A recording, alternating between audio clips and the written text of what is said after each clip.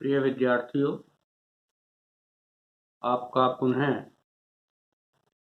YouTube channel के माध्यम से मैं देवेश पाठक, सहायक आचार्य, राजकीय विधि महाविद्यालय बूंदी, आपका महाविद्यालय के YouTube चैनल के माध्यम से हार्दिक स्वागत और अभिनंदन करता हूँ।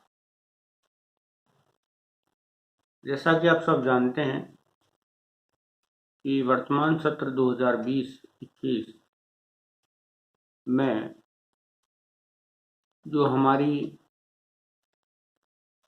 संबद्धता है वो अब कोटा विश्वविद्यालय से न होकर के और डॉक्टर भीमराव अंबेडकर विधि विश्वविद्यालय राजस्थान का जो जयपुर में स्थित है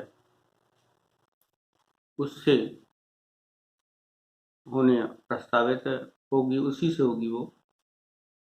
और वहाँ पर जो स्कीम जो बनाई गई है जो परीक्षा की, वो एनुअल स्कीम है। कोटा विश्वविद्यालय में अब तक सेमेस्टर स्कीम थी, 6 महीने में हर सेमेस्टर का एग्ज़ाम होता था। लेकिन अब जो नए विश्वविद्यालय ने जो व्यवस्था की है उसमें सिलेबस में भी अंतर है और इसके साथ साथ जो परीक्षा की जो स्कीम है उसमें भी अंतर है। अब वार्षिक मूल्यांकन अर्थात एनुअल एग्ज़ाम आपके होंगे एक साथ, जिसमें कि 9 पेपर होंगे, जिनका कि विस्तृत विवरण आपको पता होगा। और यदि आपको ज्ञात नहीं है, हमने उसको शेयर भी किया था अपने व्हाट्सएप ग्रुप पे। यदि आपके पास नहीं है तो ऐसी स्थिति में आप जो डॉक्टर भीमराव अंबेडकर विधि विश्वविद्यालय की वेबसाइट है उससे डाउनलोड कर सकते हैं और उसको देख सकते हैं।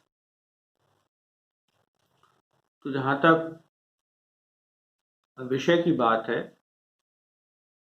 मुझे 2 विषय आपके साथ साझा करने हैं, अर्थात 2 विषय में हम आप मिलकर के उनकी तैयारी करेंगे। एक विषय है भारत का संविधान, जिसके बारे में मैंने आपको वीडियो भी डाला है। और दूसरा जो विषय है इस 9 पेपर स्कीम में वो है भारत का वैधानिक एवं संवैधानिक इतिहास। वैधानिक और संवैधानिक इतिहास, कई बच्चे जो है इस बात पर या कई विद्यार्थी ये सोचते होंगे कि इतिहास से तो हमारा क्या लेना देना, ये तो कोई प्रतियोगी परीक्षा में भी काम में नहीं आएगा और हमें तो क्यों ये सब्जेक्ट लगा रखा है। लेकिन ये बहुत महत्वपूर्ण विषय है, क्योंकि हमारा जो लीगल सिस्टम है, हमारा जो विधिक व्यवस्था है, जो विधि व्यवस्था है, उस विधि व्यवस्था की किस तरह से उसका विकास हुआ है, उसमें क्या कमियां थी और उन कमियों का कैसे दूर किया गया। पूर्व में हमारे पास किस तरह के कानून थे, उन कानूनों से हमने किस तरह से विधि व्यवस्था को सुचारू रूप से चलाए रखा और उससे धीरे धीरे वर्तमान स्वरूप का निर्माण हुआ है। तो इसका जानकारी आपको होनी चाहिए, इसका आपको पूरा ज्ञान होना चाहिए, तभी आप वर्तमान जो लीगल सिस्टम है, वर्तमान जो व्यवस्था है, विधिक व्यवस्था है, उसको सही तरीके से समझ पाएंगे और उसको आत्मसात कर पाएंगे। तो ये प्रत्येक विद्यार्थी को समझ इसकी होनी चाहिए कि किस तरह से हमारा जो विकास हुआ है विधिक विकास किस तरह से हमारे पूरे भारत में विधि का विकास जो है किया हुआ है और आगे हम किस तरह से इसको विकसित करते जा रहे हैं। तो इसमें दो बातें हैं, एक तो वैधानिक और एक संवैधानिक इतिहास। दो बातें कही मैंने, भारत का संवैधानिक एवं वैधानिक इतिहास। भारत का वैधानिक एवं संवैधानिक इतिहास। तो संवैधानिक इतिहास का मतलब किस तरह से विधि व्यवस्था ने जो है एक एक उत्तरोत्तर प्रगति की, क्या उस वक्त की विधि व्यवस्था थी और इसमें हम जो अध्ययन करेंगे वो कब से कब तक करेंगे, 1600 से लेकर के और जो 1947 तक और 1950 तक जब संविधान लागू हुआ तब तक किस प्रकार की विधि व्यवस्था थी, इसके बारे में हम चर्चा करेंगे। और इसके साथ साथ जो संवैधानिक इतिहास है, उस संवैधानिक इतिहास में जो तत्कालीन जो सरकार थी, सरकार का मतलब तत्कालीन जो हम गुलाम देश थे, तो हमारे लिए किस प्रकार से जो इंग्लैंड के राजा के द्वारा और उसके बाद इंग्लैंड की संसद के द्वारा किस प्रकार हमारे लिए अलग अलग तरह के राजपत्र, चार्टर जिसको हम कहते हैं, वो जारी किए गए। हमारे लिए किस प्रकार के एक्ट जिसके माध्यम से शासन व्यवस्था चलाई जाए, उसमें कौन कौन से जो है इस तरह के कानून बना करके हमको दिए गए और किस तरह से हमारे यहाँ संवैधानिक संस्थाओं का विकास हुआ। संविधान लागू होने से पहले किस तरह से चुनाव के संबंध में कुछ जो हमको व्यवस्थाएं दी थी, उनमें किस तरह की व्यवस्थाओं को अपनाया हमने और उसके बाद वर्तमान स्वरूप में हम आए और हमारा संविधान लागू हुआ। तो संविधान लागू होने तक की जो वैधानिक और संवैधानिक इतिहास है वो हम इस विषय में अध्ययन करेंगे। तो ये बहुत ही इंटरेस्टिंग है और बहुत ही रोचक है। इतिहास के जो विद्यार्थी रहे होंगे, जिन्होंने बीए में या किसी विद्यार्थी ने एमए कर रखा हो, तो वहाँ भी उन्होंने कुछ बातों को पढ़ा होगा, लेकिन चूँकि ये साधारण इतिहास नहीं है, ये वैधानिक और संवैधानिक इतिहास है, तो इसके बारे में आपको कम जानकारी मिली होगी। वर्तमान में हम एलएलबी कक्षाओं में इसके बारे में विस्तार से आपको जानकारी देंगे कि किस प्रकार से भारत में लीगल सिस्टम और संविधान व्यवस्था जो है लागू हुई। तो जैसा कि आप जानते हैं कि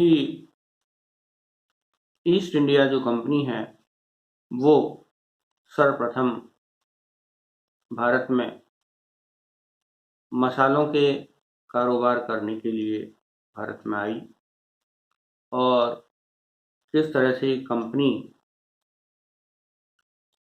जो कि एक व्यापारिक कंपनी थी, उस व्यापारिक कंपनी ने किस तरह से धीरे धीरे करके और अपनी जड़ें मजबूत की और जो व्यापार करने के लिए आने वाली जो कंपनी थी वो वास्तविक सत्ता की, उसने सत्ता को प्राप्त कर लिया और सत्ता पर वो काबिज हो गई और लगभग 350 साल तक उन्होंने हमारे देश पर कब्जा करके एक तरह से राज किया और हमारी जो संपत्तियां थी और कई तरीके से उनके द्वारा शोषण किया गया और जो व्यवस्थाएं थी जो पूर्व में चल रही थी उनको नष्ट करके किस तरह से अपना सिस्टम उनके द्वारा जो है लागू किया गया। ऐसा नहीं है कि अंग्रेजों के सिस्टम से पहले अंग्रेजों के जो कानूनी जो व्यवस्था थी उससे पहले कोई व्यवस्था नहीं थी। उससे पहले भी व्यवस्थाएं थी, लेकिन उन व्यवस्थाओं में कुछ कमियां भी रही होंगी, लेकिन कुछ अच्छाइयां भी थी। उस उस उन सब चीज़ों को उनके द्वारा अपन जो है ख़त्म करके एक नया जो सिस्टम है वो उसके द्वारा डेवलप किया गया, और उसी से वर्तमान समय में मूल रूप से वही सिस्टम को फॉलो करते हुए हम आज प्राविधिक जो व्यवस्था है उस पर आगे बढ़ रहे हैं, आगे उसको ले जा रहे हैं। जो इंग्लैंड की जो कंपनी थी, ईस्ट इंडिया कंपनी, उसका भारत से ही नहीं, भारत के अलावा आपको जान करके ये आपको जानकारी रही होगी या आपको अब जानकारी होगी कि जो ईस्ट इंडिया कंपनी का जो प्रतिनिधि था सर थॉमस रो, वो जहांगीर के समय में 1600 ईस्वी में भारत आया, और भारत आकर के उसने इंग्लैंड के राजा का एक लेटर, एक पत्र, जिसमें इंग्लैंड के राजा ने अपने समकक्ष राजा को पत्र लिखा और ईस्ट इंडिया कंपनी के लिए व्यापार करने के लिए अनुमति मांगी। आपको जानकर आश्चर्य होगा कि उस समय बादशाह का जो प्रवास था वो अजमेर में था, और अजमेर में जो बादशाह का महल था उसमें एक खिड़की से वो सर थॉमस रो घुटनों के बल तो कहते हैं, लेकिन घुटनों के बल चल के आया या वो बातें किंवदंतियां हैं, वो एक तरह से याचक की तरह से खड़ा था, और बादशाह ने उसको वो फरमान, जो राज्याज्ञा, अनुमति एक तरह से दी कि आप हमारे राज्य में व्यापार कर सकते हैं, और व्यापार की आपको अनुमति, एक तरह से लाइसेंस उसको दिया, जिससे कि वो व्यापार कर सके, वाणिज्य कर सके।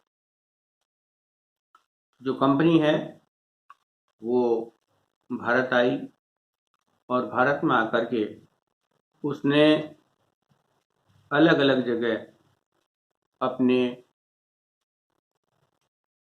जो है रहने के लिए उन्होंने जगह मांगी कि भाई हम यहाँ पर रह करके अपनी कॉलोनी बना सकें, जहाँ हम रह सकें, जिसमें कई सारे टाउन्स उनके द्वारा बनाए गए, जिसमें कि सूरत में जब वो आए तो सूरत उनको प्रेसिडेंसी टाउन के नाम से जाना जाता था। सूरत है, उसमें बम्बई है, उसमें मद्रास, और उसमें कलकत्ता, ये 4 जगह उनके द्वारा अपनी कॉलोनी बनाई गई। कॉलोनी का मतलब वहाँ आकर के वो उनके लोग जो व्यापारी हैं वो निवास करते, और वहाँ से भारत के अन्य सुदूर प्रांतों में उनके द्वारा और लोकल एरिया में उनके द्वारा व्यापार और वाणिज्य किया जाता था। तो इनके लिए उनको क्या मांगना पड़ा था? इनके लिए उनको लाइसेंस लेना पड़ा था कि हम यहाँ आकर के व्यापार कर सकें। वो लाइसेंस बादशाह के द्वारा दिया गया, और धीरे धीरे उन कंपनियों के द्वारा जो है इस तरह के व्यापारी बनकर के जो आए, और वो वास्तविक सत्ता उनके द्वारा हासिल कर ली गई। तो ये विषय गंभीर भी है, गंभीर के साथ साथ बहुत महत्वपूर्ण भी है कि किस तरह से हमारे राज्य को उन्होंने हथिया लिया। इसके साथ साथ उनके द्वारा किस प्रकार अपने विधिक व्यवस्था को हमारे ऊपर थोप दिया, और उस वक्त के जो प्रशासन था, अर्थात जो राजा थे, नवाब थे, जो बादशाह थे, उन्होंने भी उनको एक तरह से स्वीकार कर लिया, अर्थात उनको कह दिया कि आप अपने नियम बना सकते हैं। हालांकि ऐसा होता नहीं है, जहां आप जाते हो तो वहीं के नियम आपको फॉलो करने होते हैं। लेकिन भारत देश हमेशा से क्या है, उदार चरित्र रहा है, उदारता उसमें रही है, और उदारता के कारण कई बार उन्होंने धोखा भी खाया है।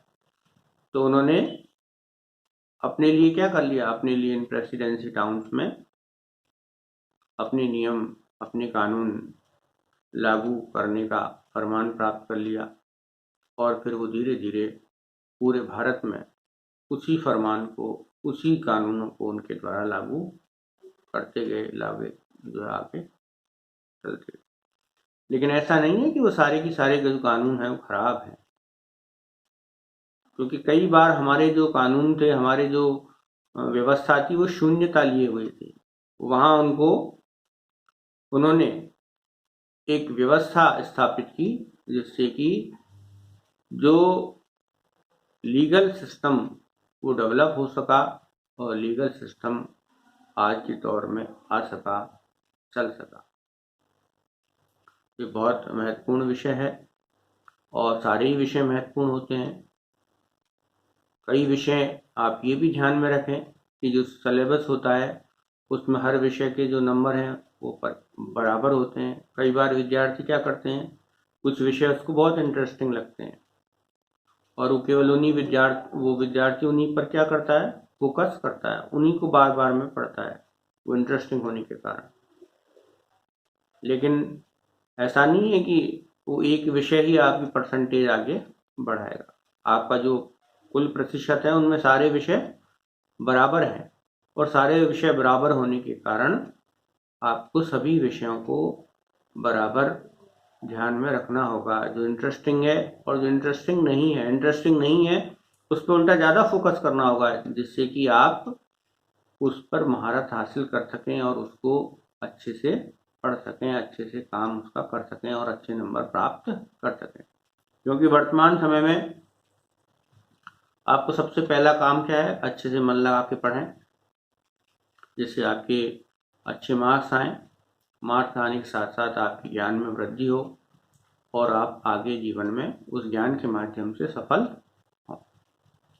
इसके साथ ही हमने ग्रुप में भी एक मैसेज डाला है, एक नया पाठ्यक्रम, आनंदम पाठ्यक्रम जो है राज्य सरकार के द्वारा इस वर्ष से लागू किया गया है। विधि विद्यार्थियों को भी लिए भी वो पाठ्यक्रम लागू है, जिसमें 100 अंकों का जो है विषय होगा आनंदम, और उसकी कोई लिखित परीक्षा नहीं होगी।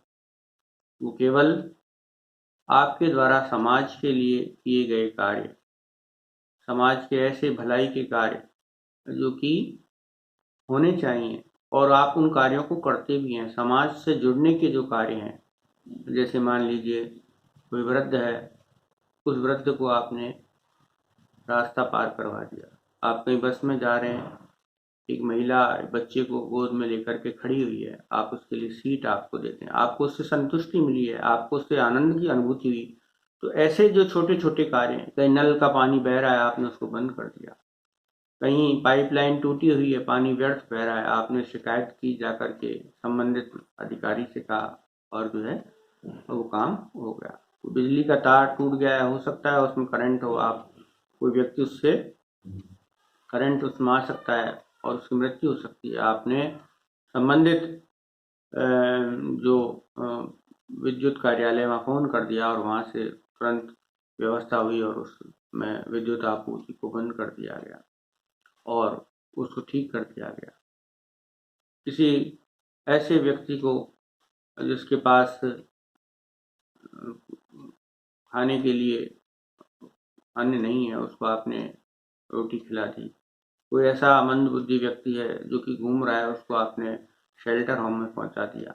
ये सब छोटे छोटे से जो काम हैं, किसी व्यक्ति को आप बैंक में गए हैं, बैंक में देख रहे हैं कि कोई वृद्ध पुरुष खड़े हैं या महिला खड़ी हैं, उनको दिखाई नहीं दे रहा, फॉर्म नहीं भर पा रहे हैं, अपना विड्रॉल फॉर्म नहीं भर पा रहे हैं, आपने उनका फॉर्म भरा और उनको आपने मदद कर दी।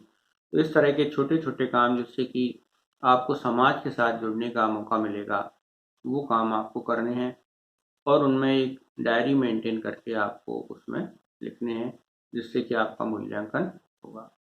और एक प्रोजेक्ट वर्क जो कि महाविद्यालय के द्वारा बतलाया जाएगा, वो भी आपको करना है, जिससे कि पूरे 100 नंबर में से आपको अच्छे मार्क्स मिल सकें। तो ये बहुत ही अच्छा अवसर है, जिससे कि आप इससे जुड़ पाएंगे और समाज सेवा के साथ साथ अपना अध्ययन भी कर पाएंगे।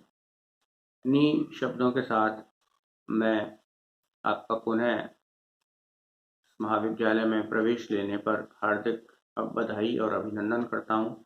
साथ ही ये कहता हूँ कि आप ये यूट्यूब चैनल को निरंतर देखते रहें, क्योंकि वर्तमान समय में ये एक अच्छा माध्यम है, जिससे कि आप कम से कम आपको उस सब्जेक्ट के एक आउटलाइन मिल जाएगी जिस सब्जेक्ट में आपको परीक्षाएं देनी है, परीक्षाएं पास करनी है। धन्यवाद।